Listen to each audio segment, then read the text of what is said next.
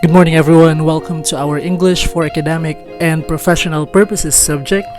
And for today, we will be talking about writing a reaction paper, review, and critic. Before we start, let's have this scenario. Let's say, for example, Vicky had to write a reaction paper on the article that they have just read in class. Anna watched a movie and wrote a long post on her Facebook account to say she liked it while analyzing the movie using a feminist perspective. Ina is an art critic and she attended an art exhibition at the Ayala Museum. After which, she wrote a review on her blog about one of the paintings that caught her attention. Prince watched the commercial of a popular brand of soap and wrote a critic and analysis of the commercial, which was published in a reputable journal. And Clarence attended a cheer dance competition with his friends after the event, and they discussed how and why the winning team's performance did not deserve the award. Based on the following scenarios, what do you think are the common theme, or what common theme do you find in all these scenarios? What makes them the same? Okay, so all of them involve evaluating something they read or watched using their reactions or opinions. So if you think writing a reaction paper, review, and critic is hard, then you better think again, because you have been evaluating and reacting to different works without actually knowing it. Now let us define what are reaction papers, reviews, and critics. A reaction paper, a review, and a critic are a specialized form of writing in which the reviewer or reader evaluates any of the following. It can be scholarly work. Examples of this are academic books and articles. It can also be a work of art, and under work of art we have performance art, play, dance, sports, films, and exhibits. Another is designs. Example of designs are industrial designs, furniture, or fashion design. And lastly, graphic designs. It can be posters, billboards, commercials, and digital media. So if you're going to talk about the length of reaction papers, reviews, and critics, it usually ranges from 250 to 750 words. And take note that they are not simply summaries, but they are critical assessment as well as analysis or evaluation of different works. So as advanced form of writing, they involve skills in critical thinking and recognizing the arguments. So a reaction paper, review, and critic require well-argued ideas and reliable sources. So in preparing your reaction paper, review, and critic, it is important to be objective in evaluating it. So avoid being subjective. Using a point of view and critical approach is necessary when writing a reaction paper, review, and critic. So the reviewers do not simply rely on mere opinions. Rather, they use both proofs and logical reasoning to substantiate their comments. So they process their ideas and theories, revisit and extend their ideas in a specific field of study, and present an analytical response to a book or article. We have what we call textual evidence, and this is necessary in writing a review to support the arguments of the paper. The examples of textual evidence are summary, paraphrase, and direct quotations. In summary, the students may summarize the series of events in the literary work or of the literary work being reviewed to support their points. In paraphrase, you can use it when the writer needs to include the specific ideas of the author but not necessarily the exact words. And last is the direct quotations. These direct quotations are useful in emphasizing the strong points of a text. So you can use these textual evidences. Now let's talk about the different critical approaches in writing a critic. In writing a critic, there are various ways or standpoints by which you can analyze a critic on a certain material. So you can critique a material based on its technical aspects, also its technical approach to gender, or your reaction as the audience.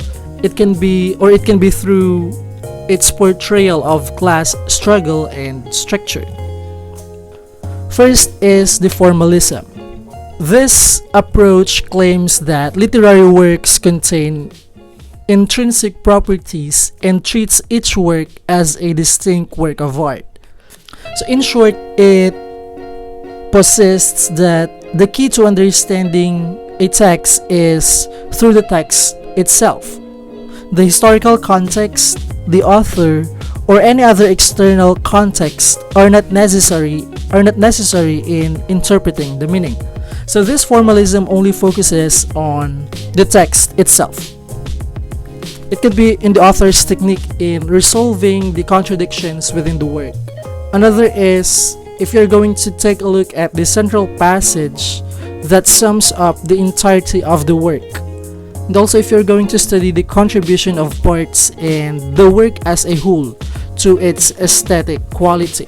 If there are contribution of rhymes and rhythms to the meaning or effect of the work. You can also see a relationship of the form and the content.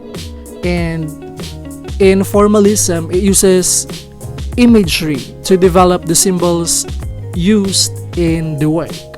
Second is the feminist criticism. The feminist criticism or simply feminism focuses on how literature presents women as subjects of socio-political, psychological, and economic oppression. So it also reveals how aspects of our culture are patriarchal. So when we say patriarchal, it is a culture that views men as superior and women as inferior. So the common aspects that you should see into feminism or the feminist criticism approach is how culture determines gender. Another is how gender equality is presented in the idea of the text. Or you can talk about or you should see the lack of gender equality in the text. It can also how gender issues are presented in the literary works and other aspects of human production and daily life. You should also see how women are socially, politically, psychologically, and economically oppressed by patriarchy. Alright, so there are some countries here in the world that doesn't allow women to run for any position in the government, especially as a president. So that is under political. Also, there are some issues when it comes to social, psychological, and economical. Third is the reader response criticism, which is, I believe, the most common and the easiest type of criticism. This is concerned with the reviewer's reaction as an audience of a work. So this approach claims that the reader's role cannot be separated from the understanding of a work, and a text does not have meaning until the reader reads it and interprets it. So readers are therefore not passive and distant, but they are active consumers of the material presented to them.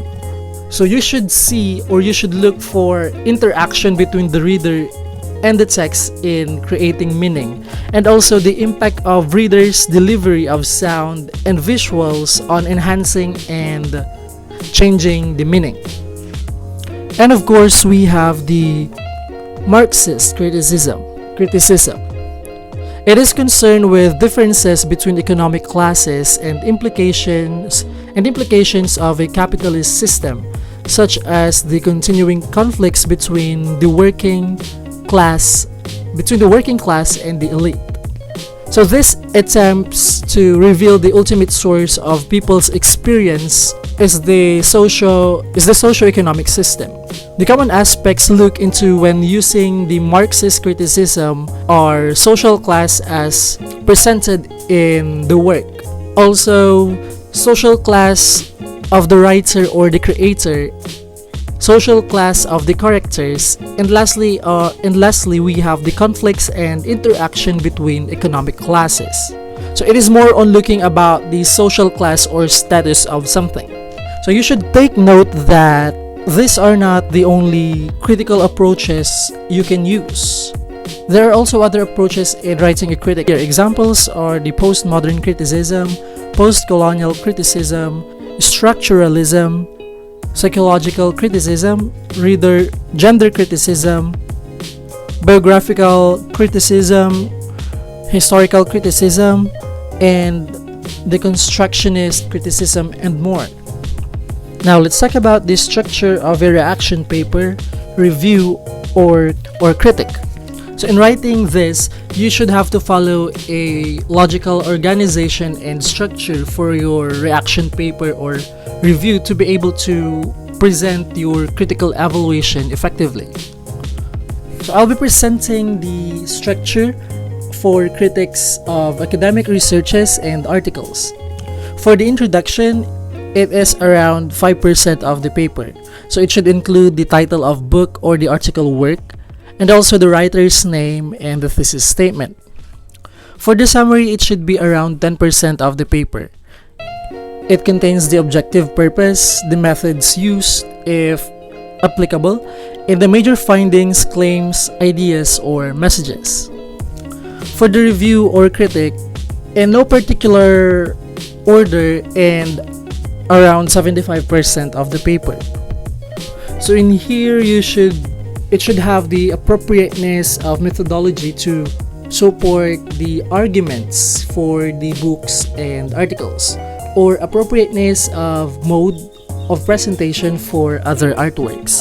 It should have the sufficiency and soundness of explanation in relation to the other available information of the experts, and other perspectives in explaining concepts and ideas. So on this part, it is best to ask different questions. Does the writer explicitly state his or her statement or thesis statement? Also, what are the assumptions? It can be scientific, logical, literary explanation without evidence. So what are the assumptions mentioned in the work? Are they explicitly discussed? What are the contributions of the work to the field where it belongs? What kinds of information are presented in the work? Examples, observation, survey, statistics, and also historical accounts. And also ask how are they used to support the arguments or thesis? Are there other ways of supporting the arguments or thesis aside from the information used in the work? And lastly, is the author or creator silent about these alternative ways of explanation? So you should ask yourself these questions in order for you to explain your concepts under your critic or review. And lastly, we have the conclusion, and it should be around 10% of the paper. So it should include the overall impression of the work, the scholarly or literary value of the reviewed article, book, or work, and what are the benefits for the intended audience or field, and what are the suggestions for future direction of research. But for other types of reviews, there is no prescribed structure, but the following sections are always present, like the introduction, which contains the basic details about the material such as the title, the director or artist, name of exhibition or event, and the like. For films and performances, it should have the main assessment of the material. And after introduction, we have the plot summary or description. It is where the gist of the plot is and the simple description of the artwork. So after your plot summary, you proceed to analysis or interpretation. So this is where the discussion and analysis of the work. So in here, you may employ the different critical approaches in writing a critic paper. And for the conclusion or evaluation, it is where your reinforcement of the main assessment and the comparison to a similar work.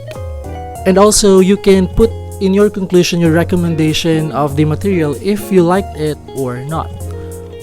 So that's it for our lesson for today. I hope guys that you have learned something.